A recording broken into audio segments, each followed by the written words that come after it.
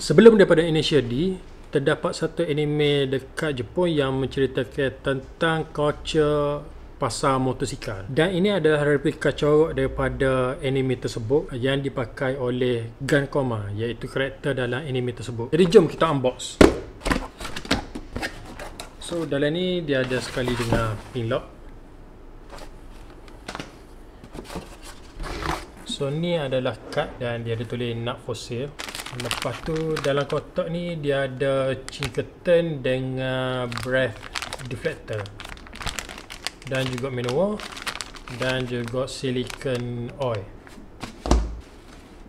Jadi ni adalah Shoei X15 replika yang dipakai oleh Gankoma, bukan replika X15 lah, dia pakai helmet yang lain dalam cerita tu. Tapi yang ni S15 diperbuat dengan replika sempena anime tersebut. So corak dia lebih kurang sama lah dalam cerita tu. So S15 ni memang kita tahu kalau nak bawa dari 300 km per jam. So memang helmet ni terbukti lah. Ni antara flagship daripada Shoei yang paling sedap dipakai. Design dia memang sangat menarik.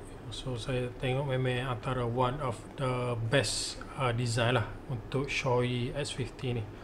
Dan juga color dia pun memang comel. So yang ni memang sebiji sama macam dalam anime tersebut. Bagi dia rare dan juga agak limited lah yang Shoei keluarkan yang special edition. Pada peminat kolektor, saya suggest anda boleh ambil helmet ni sebab dia memang comel. Tapi sayangnya corak ni hanya keluar dalam full face X15 sahaja. Jadi kalau siapa-siapa berminat boleh datang ke kedai kita. Macam biasa kedai kita buka pukul 10 pagi sampai lah pukul 9 malam. Hari Jumaat kita buka pukul 2.30 sampai lah pukul 7.30. Jadi itu saja daripada saya untuk kali ini.